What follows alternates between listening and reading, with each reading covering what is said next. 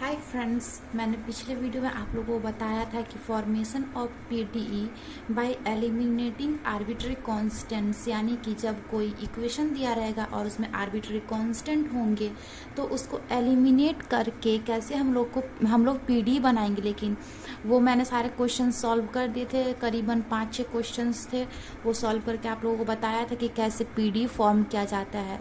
अब मैं आप लोगों को बताने जा रही हूँ formation of PDE bye eliminating arbitrary function, यानी कि कोई रिलेशन होगा यानी इक्वेशन होगा जिसमें आर्बिट्ररी फंक्शन होंगे, उनको एलिमिनेट करके हम पीडीई कैसे बनाएंगे।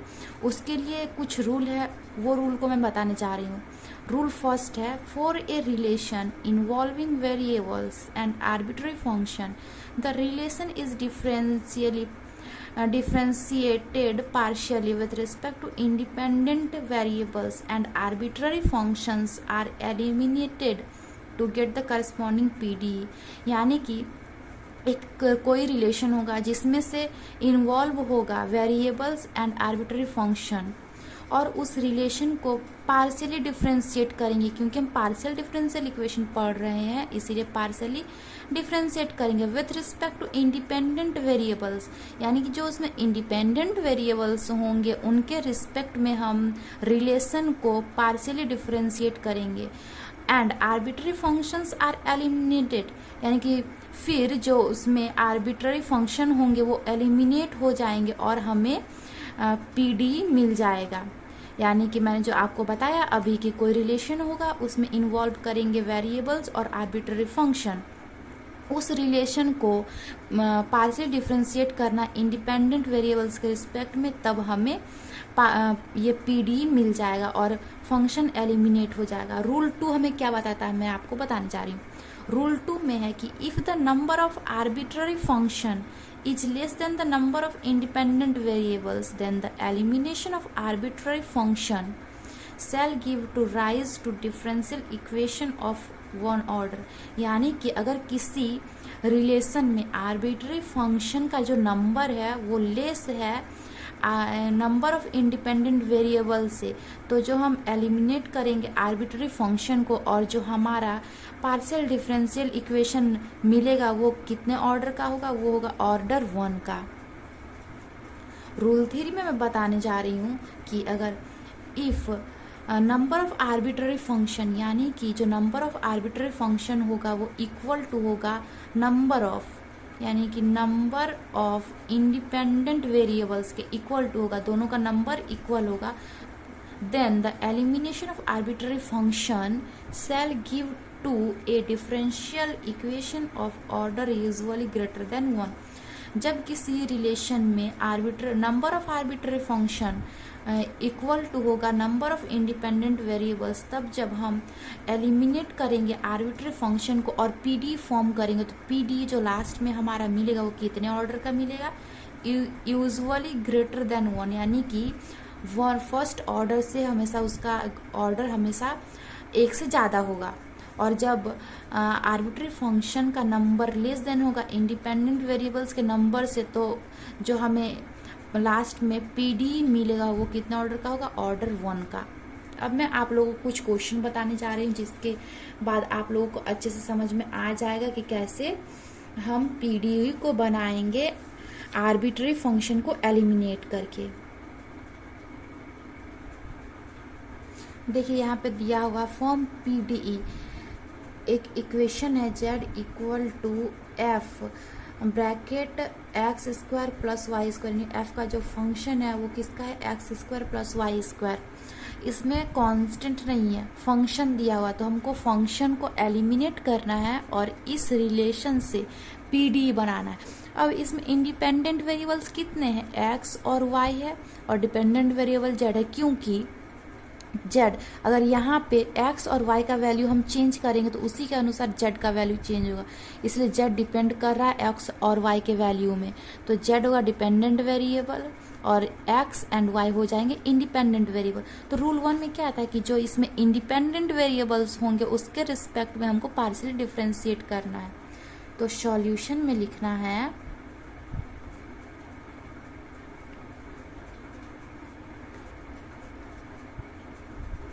गिवन इक्वेशन इज, हमारा गिवन इक्वेशन क्या है, z equal to function of x square plus y square, इसको इक्वेशन 1 मान लेंगे। अब partially differentiate equation 1 with respect to x,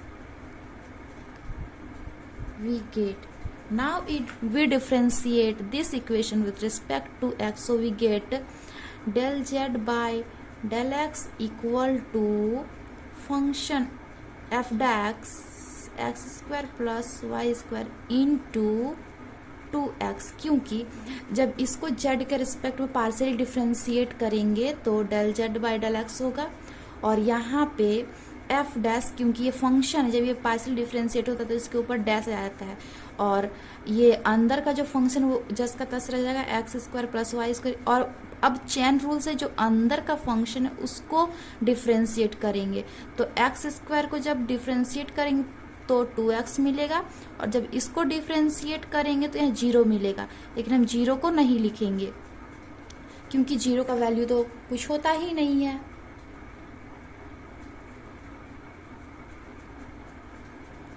अब del z by del x क्या होता है, p होता है equal to f dash x square plus y square, और ये 2x, इसको इक्वेशन a मान लेंगे। अब नाउ पार्शियली, या फिर यहाँ पर आप अगेन भी लिख सकते हैं, again partial differentiate equation 1 with respect to y, we get, अब जो दिया हुआ इक्वेशन है उसको y के रिस्पेक्ट में पार्शियली डिफरेंशिएट करना है, तो इसको जब z, ये del z by del y होगा equal to f dash x square plus y square होगा। अब चेन रूल से इसका अंदर वाला जो पोर्शन उसको तोड़ेंगे, पार्ट है जो, तो इसका तो x का 0 होगा क्योंकि y के रिस्पेक्ट में कर रहे हैं, और प्लस ये है इसका 2y हो जाएगा। हमें जैसा कि पता है कि del z by del y क्या होता है, q होता है, और f dash x square plus y square into 2y, इसको इक्वेशन b मान लेंगे। अब हमें क्या करना है, ये p equal to f dash x square plus y square into 2x आया है, और q यानी p का वैल्यू इतना है और q का वैल्यू है इतना, तो हमें फंक्शन को एलिमिनेट करना है। अब हमको देखना है कि अगर हम p और q को डिवाइड कर दें तो f डैश यहाँ से और यहाँ से कैंसिल हो जाएगा और हमारा ये वेरिएबल के टर्म में आ जाएगा। अब इसीलिए dividing equation a by b, we get, जब हम इक्वेशन a और b को डिवाइड करेंगे तो हमें क्या मिलता है, चलिए देखते हैं। p बाई q हो जाएगा और इधर हो जाएगा f dash x square plus y square into 2x by f dash x square plus y square into 2y। अब यहाँ पे ये सारा टर्म कैंसिल हो जाएगा, यहाँ से 2 भी कैंसिल हो जाएगा। अब हमारे पास क्या बचेगा,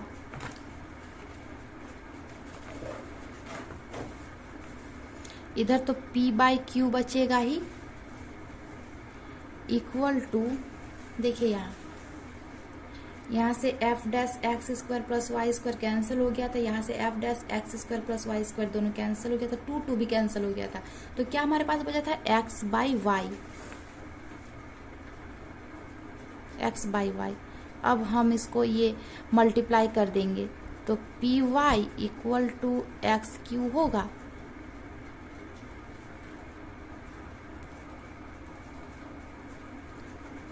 अब यहाँ पे P by q equal to x by y आया था, अब इसको क्रॉस मल्टीप्लाई कर दिया हमने तो p y equal to x q आया। अब एक्स क्यू को इधर ले आएंगे तो p y minus x q equal to 0, जो कि हमारा रिक्वायर्ड पी डी है। अब हमारे पास क्वेश्चन है कि form P D E f bracket x square plus y square plus z square equal to a x plus b y plus c z. हमें solution में क्या लिखना है? Solution given equation is, given equation क्या दिया है? Function x square plus y square plus z square equal to a x plus b y plus c z. अब हम इसको इक्वेशन 1 मान लेंगे। हमने इक्वेशन 1 माना। अब पार्शियली डिफरेंशिएट करेंगे इसके रिस्पेक्ट में, एक्स के रिस्पेक्ट में। Partially differentiate equation 1 with respect to x, we get. जब हम इस इक्वेशन को x के रिस्पेक्ट में पार्शियली डिफरेंशिएट करते हैं तो हमें क्या मिलता है? इधर f dash x square plus y square plus z square मिलेगा इनटू, अब इसको तो पार्शियली डिफरेंशिएट कर दिए, अब जो अंदर का था उसको चेन रूल से करेंगे तो क्या होगा?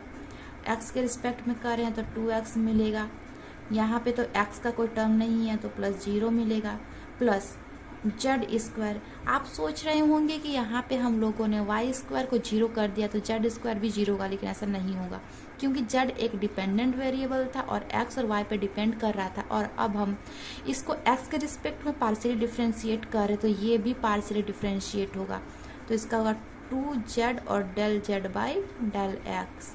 अब हम राइट हैंड साइड का करेंगे, इधर हो जाएगा a प्लस ये तो 0 हो जाए क्योंकि यहाँ पे x का कोई टर्म है नहीं, बस बी वाई है, प्लस c कांस्टेंट इसलिए c इधर बाहर रह जाता है, वो डिफरेंशिएट नहीं होता है।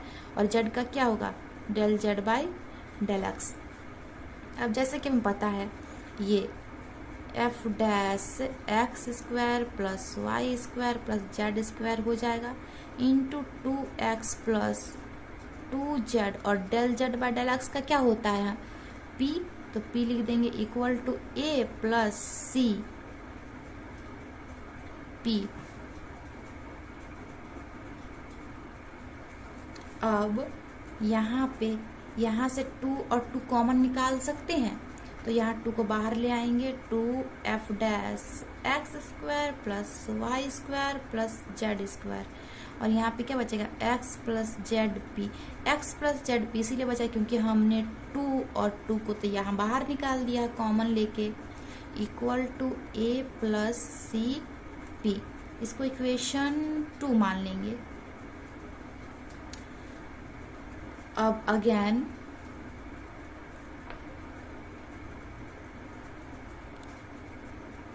पार्शियली differentiate equation 1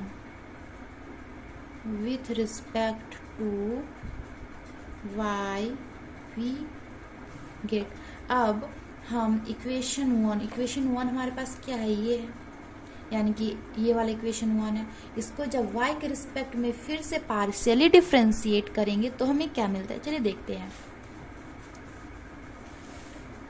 यहीं पर लिखती हूँ, f dash x square plus y square plus z square होगा। अब चेन रूल से अंदर वाला को तोड़ेंगे तो क्या होगा? इसका तो 0 हो जाएगा, प्लस इसका क्या होगा? 2y होगा, प्लस इसका 2z del z by del y equal to, right hand side हमारा क्या है? ये 0 हो जाएगा और यहाँ क्या होगा? b प्लस c और del z by del Y.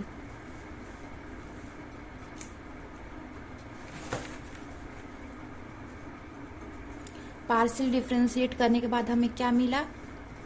F dash x square plus y square plus z square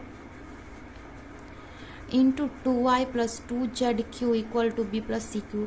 अब यहाँ से 2 और 2 को कॉमन निकाल लेंगे तो क्या होगा? 2f dash x square plus y square plus z square. अब यहाँ से हम 2 को निकाल चुके हैं तो वाई प्लस जेड क्यू होगा equal to b plus c q. अब इसको इक्वेशन 3 मान लेंगे।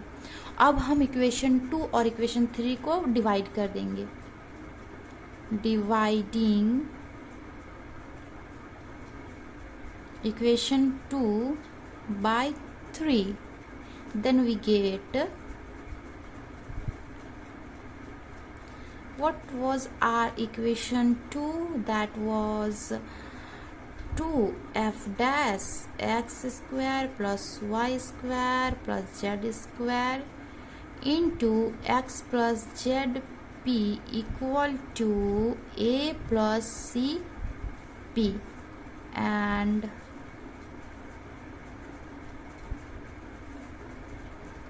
what is our equation 3rd? So equation 3rd is 2f dash x square plus y square plus z square into y plus z cube, and at right hand side we have b plus c cube. Now we cancel 2 and this one, so we get x plus zp by y plus zq equal to a plus cp by b plus cq. Now we multiply this cross, यानी कि हम इसको cross multiply करेंगे. So we get x plus zp b plus cq equal to a plus cp into y plus zq. अब हम इसका bracket को तोड़ देंगे. अब जब हम इस ब्रैकेट को ब्रेक करेंगे तो क्या होगा, ये होगा x b plus c x q plus z b p equal to a y plus a z q plus c p y. अब कुछ कटेगा,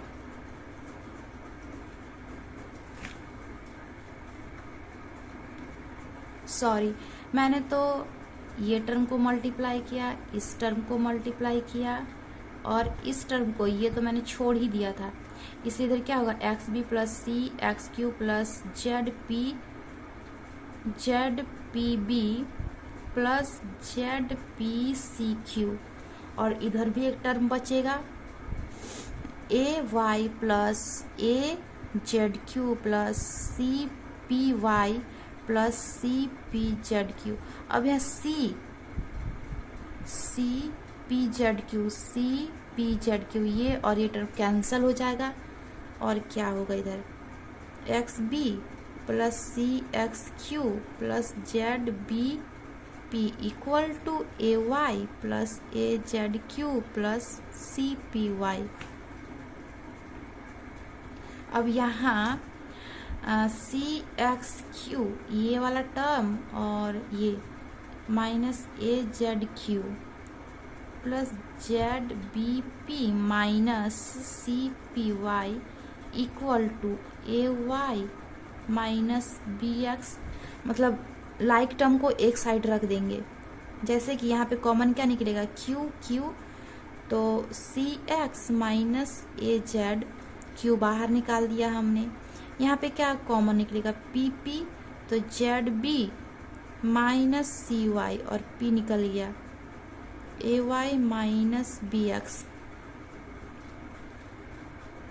अब पी वाला टर्म को फर्स्ट में लिखेंगे, z b minus c y p plus c x minus a z q equal to a y minus b x, which is required PDE. यही हमारा रिक्वायर्ड PDE है.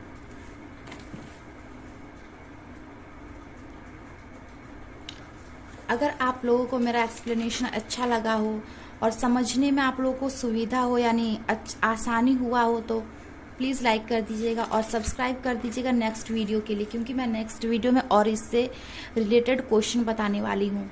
Thank you.